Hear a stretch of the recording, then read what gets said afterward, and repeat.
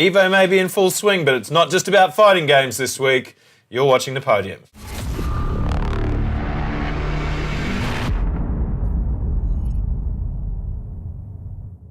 G'day gamers and welcome to the Podium, where we take a look at the biggest hits, epic takedowns and classic comebacks from across the world of esports. One man who is licking his lips at the thought of all the action this week is Mr. Joe Gilroy. Yep, that's me, and I'm going to do the Bo Uche lean. This is my intro lean. Whenever I'm introducing a show, this is how I lean. Mate, it helps me deliver with great accuracy and poise. Emphasis. Oh, yeah. Yes. Emphasis. That's a good word. Yes. So we're going to check out some PUBG first. I'm still on a big PUBG kick after the PGI, and the Ballers competition tournament was kicking off this week. It was good. Ballers, it's the inaugural Ballers competition. So tell us a bit about this iteration of one of your favourite games. It's just that, what I love about it is that there's more competition springing up, more opportunities for players to, I guess see how they can test themselves against one another. And, they're not winning a lot of money, but they are, it's more opportunities for people to watch, which is awesome. Well, the fact there's money there is a big thing because, esports hasn't had money behind it in a long time. So even, first off iterations like this, some money is better than no money. It's an awesome start. Yeah, exactly. And it's somewhere to grow from. So what we're going to have a look at, though, is Order, who didn't need anywhere to grow. They just smashed. They got 26 kills in round 2, I believe it was. It was disgusting. They went ham. Let's have a look. Blue 12 trying to get better position here for Greyhound. They've only got the 3. They lost Zoid, mate. Look at this flank as well. The 2-2 split from Order. It could either backfire, it could either get them a lot more kills. Ronan knocked down. He does have insight with him, but he's looking to continue to put pressure. And White Kicker, Mukau and insight with the sprinter, happy to Vitas. It's only Luke 12 left for Greyhound. They can't stop the Order army train. Even though they've had 9 kills themselves, it's just not enough. And all Luke can do is just sit inside of the smoke with his buggy. Pathogen as well. Order's just wiping out Pathogen and Greyhound one by one. And now Vasily out in the open. They're up to 21. It'll be 22. Greyhound wiped out. This is just carnage right now. Order army. Oh my goodness. This is just disgusting right now. Resolve's the last one left. Just stand up, walk out in the open and get this over and done with. No one's stopping Order. Oh my word. That's it. Yeah, well, the commentator didn't hold back in that one. Tell it like it is. Carnage, destruction, but pretty apt. Yeah. Genome's a great caster, and he did a good job, I guess, summing that one up because, he was eventually speechless. I'm not surprised. It was a devastating effort. It was really good. Yeah, so it's good to see, new iterations of tournaments popping up. Result that was kind of a bit expected there. From that one, definitely, yeah. So moving on to another local comp, which is very well established, the OPL, with some familiar faces in action this weekend. Yeah, we're going to have a look at a clip from Legacy versus the Bombers. Sleeping managed the Duke of the Century. He did a really good job, but it was actually really good to get back into the OPL this week. There's only a couple of weeks left before the Gauntlet. They're going to head down to Melbourne, the eSports Open. It's pretty exciting for League of Legends in Australia right now. And let's look at Sleeping do his thing. He gets spotted from the ward. Once again, he's going to clear that one out. This is really nice from Sleeping. You can see that only now wants to collapse. The stun will register. However, will still get towards it. Will hit the blast plant back over the wall. Does the do-si-do. Will now take the taxi onto Raid and get over the wall. Throws his ulti backwards just for the slope. Nice bit of agility there. I mean... Understatement of the week? He had a survival instinct going for him. The Titles are still undefeated, which is staggering. The Chiefs managed to take down Tectonic. Obviously, that game that particular match went the Bombers' way, but Legacy managed to outdo them eventually. Yeah. It is going to be one hell of a gauntlet. And it's tough to predict how it's going to shape up. Yeah. So who do you think will take it to the direwolves? Who's got the best chance of doing that? Jeez. The Chiefs, I think. Yeah. I mean, they'll have the shortest path through the gauntlet. Right. They have faltered in the gauntlet before, and it could go anywhere, but I would back the Chiefs. Right, moving right along, we've had plenty of CSGO action in the last couple of weeks, this year, and more of it to come with ESL swinging into action. Season 7 kicks off, and yeah, it's shaped up a lot like you might expect, but the Chiefs versus Ground Zero was, well, it was a lot closer than I definitely thought it was going to be. Yeah. It, I think, speaks to the growth that teams like Ground Zero have had over the course of the year, and yeah, we're going to have a look at, you know, unfortunately, eventually, Tux is going to show up and do his thing, and he does in this clip. Let's have a look. Still spot out infrequent, but isn't quick enough on the flick to be able to dispatch of him. And now the Ground Zero players pushing up on Tux. He knows what's going on. He's ready for them. Gets both Kyoto and Extinct, I should say. Massive play from Tux there. 3 kills with the AWP. In a situation like that, you don't really expect that. And just the speed at which they came through as well, it's hard to do anything about. Yeah, so not quite the result you were expecting there. No. If I mean, yeah, if I was in Tux's position, I would have shit it up. But I could imagine a lot of people shitting it up as well, you know? Yeah, but it's got to be disappointing, you know, for Ground Zero when you have them, you know, it's there, it's right there, and then right there. This is the J.R. Smith of you know of CS:GO, but yeah, you know, a bit disappointing. It would be. It would. I could definitely forgive them for tilting after that. It would be a tough one to come back from mentally. Yeah.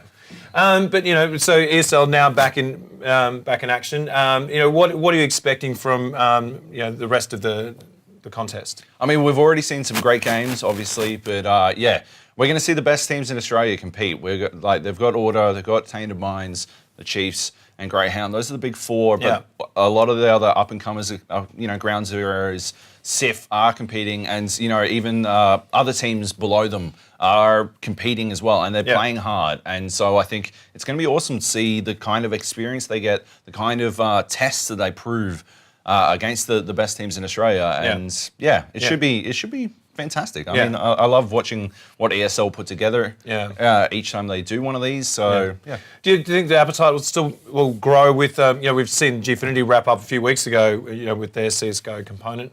You know, we've got more of it. Like, is that a good thing? Like, you think audiences still it could only be a good thing. People, there is a voracious appetite for CS:GO, and I think particularly that Aussie strain of CS:GO, and you know, I do think it goes really well. So yeah, great. More of it, and more of it here on the podium.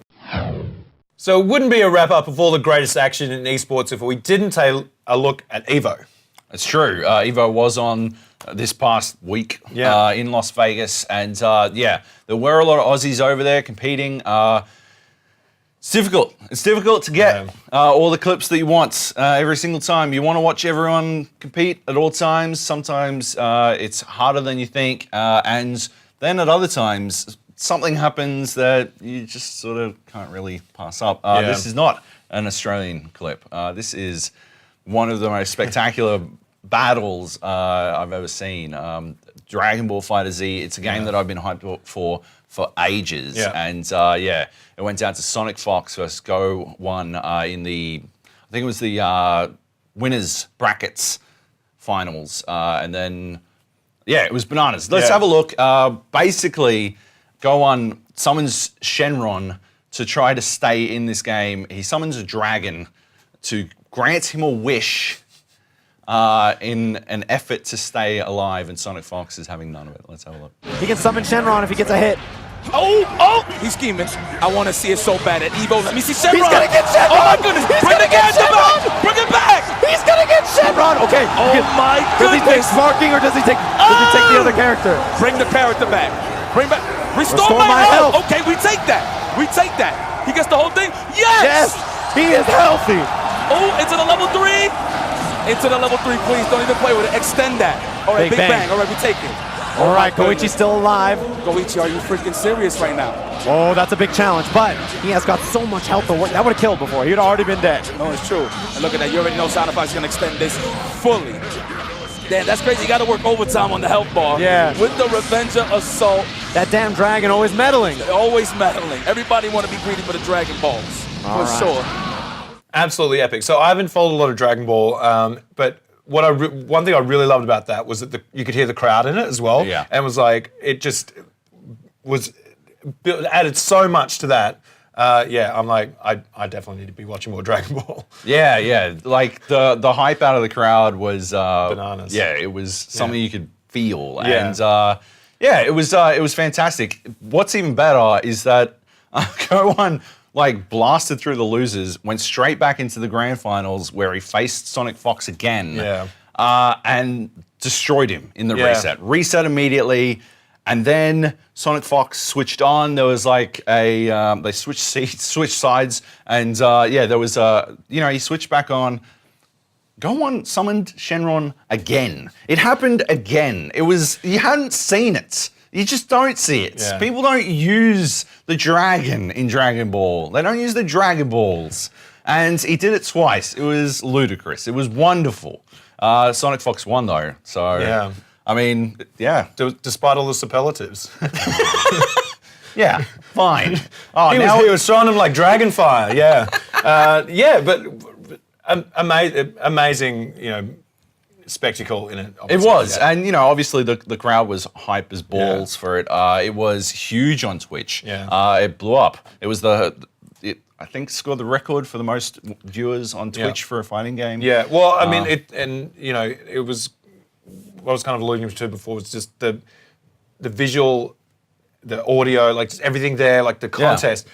It's these kind of things that are going to put esports like even more firmly on the map. Like these are the type of contests where you can tune in and there's dragon hellfire, and it was out of control. And for someone who hasn't spent a long time watching, I was like, holy shit, I need to watch more of this. Yeah.